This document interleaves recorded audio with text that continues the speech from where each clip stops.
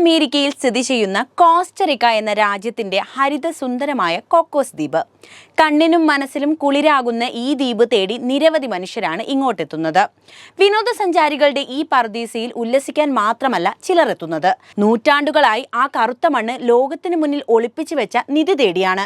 നിധി ഒളിപ്പിച്ചു വെച്ച കോക്കോസ് ദ്വീപിനെ കുറിച്ചാണ് ഇന്ന് പറയുന്നത്. കോസ്റ്ററിക്കയുടെ സ്വന്തം ദ്വീപാണ് കോക്കോസ് ദ്വീപ്. കടലിന് നടുവിലായി നിൽക്കുന്ന ഈ ദ്വീപിൽ മനുഷ്യവാസം വളരെ കുറവാണ്. ചില സുരക്ഷാ ഉദ്യോഗസ്ഥരല്ലാതെ ഇവിടെ സ്ഥിര താമസക്കാരില്ല എന്നതാണ് സത്യം. 1978 മുതൽ കോസ്റ്ററിക്ക ഈ മേഖല ഒരു ദേശീയോദ്യാനമായി കണക്കാക്കപ്പെട്ടിരിക്കുകയാണ്. പ്രത്യേക അനുമതിയോടെ വിനോദസഞ്ചാരികൾക്ക് ഇവിടെ സന്ദർശിക്കാം. എന്നാൽ ക്യാമ്പ് ഒരുക്കാനോ രാത്രി താമസിക്കാനോ അനുമതിയുമില്ല. സ്കൂബ ഡൈവേഴ്സിന്റെ ഇഷ്ടപ്പെട്ട ഇടം കൂടിയാണ് ഈ ദ്വീപിന് ചുറ്റുമുള്ള കടൽ. ഹാമർ ഹെഡ് ഗണത്തിലുള്ള സ്രാവുകൾ, വിവിധ ഇനം തിരണ്ടികൾ, ഡോൾഫിനുകൾ, മറ്റു സമുദ്രജീവികൾ എന്നിവയെല്ലാം ഈ കടലിലുണ്ട് എന്നതാണ് സത്യം.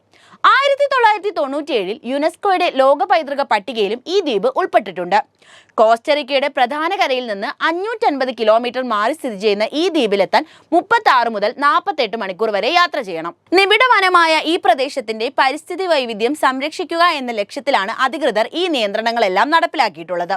എന്നാൽ ഇത്തരം കർക്കശമായ നിയമപാലനം നടത്തുന്നതിന് പിന്നിൽ മറ്റൊരു കാര്യമുണ്ടെന്നാണ് പറയുന്നത്.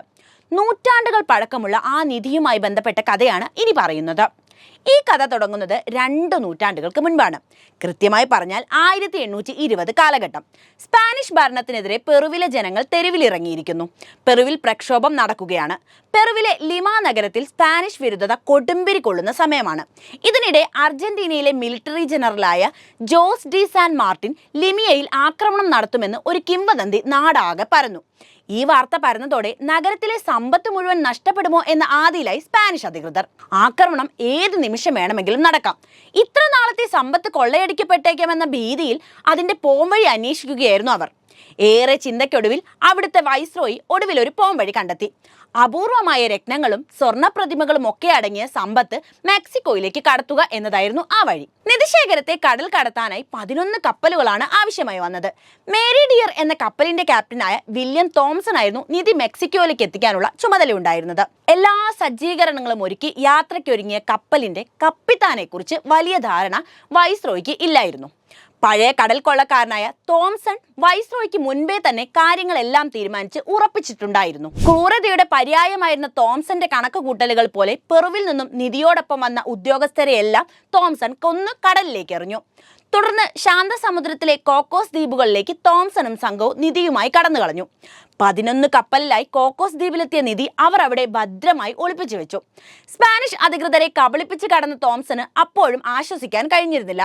കുറച്ചു നാളത്തെ വനവാസത്തിനു ശേഷം തോംസണിനെയും സംഘത്തെയും സ്പാനിഷ് പട്ടാളം പിടിച്ചുകെട്ടി. തോംസണും ഒരു കൂട്ടാളിയും ഒഴിച്ചുള്ള സംഘത്തിലെ എല്ലാവരെയും സ്പാനിഷ് സർക്കാർ തൂക്കിക്കൊന്നു. കോക്കോസ് ദ്വീപുകളിൽ നിധി ഒളിപ്പിച്ച സ്ഥലം കൃത്യമായി അറിയണമെങ്കിൽ തോംസൺ ജീവിച്ചിരിക്കണമായിരുന്നു. ആ ഒരൊറ്റ കാരണം തോംസണെ വധശിക്ഷയിൽ നിന്നും സംരക്ഷിച്ചു പോന്നു. ഒടുവിൽ തോംസണിനെയും കൂട്ടാളിയെയും സ്പാനിഷ് കപ്പലിൽ കൂട്ടി അധികൃതർ കോക്കോസ് ദ്വീപിലെത്തി. എവിടെയാണ് നിധി ഒളിപ്പിച്ചു വെച്ചതെന്ന കാര്യം മനസ്സിലാക്കുകയായിരുന്നു അവരുടെ ലക്ഷ്യം. സ്പാനിഷ് അധികൃതരെയും കൂട്ടി കോക്കോസ് ദ്വീപിലേക്ക് എത്തിയ തോംസണും കൂട്ടാളിയും പക്ഷേ അതിവിദഗ്ധമായി കാടിന്റെ വന്യതയിലേക്ക് ഒറ്റ ഓട്ടം. പിന്നീട് തോംസണെ ആരും കണ്ടില്ല. ദിവസങ്ങൾ നീണ്ട തിരച്ചിൽ നടത്തിയെങ്കിലും തോംസണിനെയോ കൂട്ടാളിയോ കുറിച്ച് പിന്നീട് ലോകത്തിന് ഒരു വിവരവും ലഭിച്ചില്ല. പിന്നീട് ഇവരെ പറ്റിയോ നിധിയെ പറ്റിയോ ആരും സംസാരിച്ചത് പോലുമില്ല. 300-ലധികം പരിവേഷണങ്ങൾ പിന്നീട് കോക്കോസ് ദ്വീപുകളിൽ നടത്തിയെങ്കിലും നിധി കണ്ടെത്താനായതേയില്ല. ഇടതൂർന്നു നിൽക്കുന്ന മരങ്ങൾക്കിടയിൽ എവിടെയോ $100 കോടി വില മതിക്കുന്ന ആ നിധി ഒളിച്ചിരിപ്പുണ്ടെന്ന് ഇന്നും ചില സാഹസികർ വിശ്വസിക്കുന്നുണ്ട്. എന്നാലും ഈ തോംസണും കൂട്ടാളിയും എങ്ങോട്ടായിരിക്കും ഓടിപ്പോയി കാണുക? അവരെ ഇനി സ്പാനിഷ് അധികൃതർ കൊന്ന് നിധിയുമായി കടന്നു കളഞ്ഞോ? എന്തായിരിക്കും സംഭവിച്ചിട്ടുണ്ടാവുക അല്ലേ? എന്നാൽ ഈ ചോദ്യങ്ങൾക്കുള്ള ഉത്തരമൊന്നും ഇതുവരെ എവിടെ നിന്നും കിട്ടിയിട്ടില്ല. അതേസമയം ഇന്നും ആ കൊടും കാട്ടിൽ അടക്കം ചെയ്ത നിധിക്കായി മനുഷ്യർ ഇവിടെ എത്തുന്നുമുണ്ട്.